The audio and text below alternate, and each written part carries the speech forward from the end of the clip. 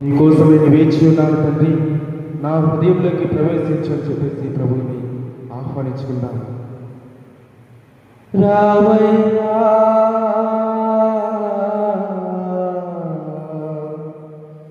యేసు స్వామి, వేచియున్నాను నీకోసం, వేచియున్నాను నీకోసం.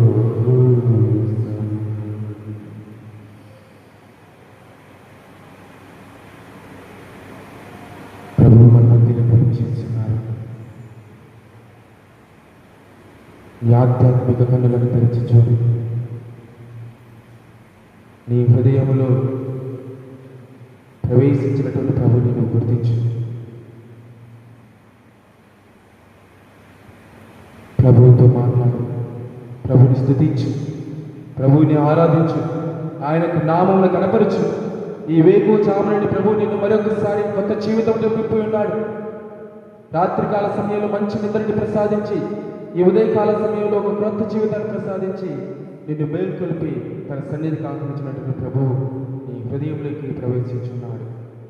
ఆయన ఆత్మతో నింపుతున్నాడు. ఆయన ఆత్మ వరములతో నిన్ను దీవించబోతున్నాడు. ఆయన అనుగ్రహ ఫలములతో నిన్ను దీవించబోతున్నాడు. ప్రభువు నీ హృదయములో ఆ ప్రభు యొక్క రాకుడికు పాపములు అడ్డుగా ఉన్నట్లయితే, ఇదిగో తండ్రి, నా పాపములు కడిగివేసి ఎండిపోతున్నటువంటి నా యొక్క జీవితాన్ని చిగురింపు చేయం ప్రభువా. ఇదిగో తండ్రి, బాధలతో సతమతం అవుతున్నటువంటి నా జీవితాన్ని, దుఃఖముతో నిండుకున్నటువంటి నా జీవితాన్ని ఓదార్చి ప్రభువా కరుణించి, ఇదిగో తండ్రి, నీ కోరినటువంటి మాటలతో నన్ను ఓదార్చి ప్రభువా ప్రార్థించి, పాపమైనటువంటి ఊపులోంచి బయటికి రాలేకపోతున్నాను ప్రభువా. అనేక మార్లు తండ్రి నీ సాన్నిధ్యంలోకి వచ్చి ప్రార్థించి వెళుతున్నాను, కానీ మీరు దీవిస్తున్నారు. కానీ ప్రభువా, మళ్ళీ ఇహలోక జీవిత ప్రయాణం చేస్తున్నప్పుడు తండ్రి, ఇహలోక వ్యామోహాల్లో పడిపోతున్నప్పుడు ప్రభువా, ఇహలోక వస్తువులను చూస్తున్న ప్రతిసారి, మనుషులను చూస్తున్న ప్రతిసారి తండ్రి, అబద్ధాలు ఆడుతూ మోసం చేస్తూ లోక ఆశలతో నిండిపోతున్నాను ప్రభువా. నీ యొక్క వాక్యాన్ని మరిచిపోతున్నాను తండ్రి. నా కుటుంబ జీవితంలో మీరు చేసిన మేలుని నేను మరిచిపోతున్నాను ప్రభువా. ఇదిగో తండ్రి, పాప దాస్యంలో నేను మళ్ళీ పడిపోతున్నాను తండ్రి. నీకు విరుద్ధంగా జీవిస్తున్నాను ప్రభువా. ఉపవాసం చేస్తూ, ప్రార్థన చేస్తూ, దీక్ష తీసుకొని ఈ తపస్కారంలో నేను అనుసరిస్తున్నాను ప్రభువా. అనుసరించాలని అనుకున్నాను, కానీ మళ్ళీ ఈ పాపపు దాస్యంలో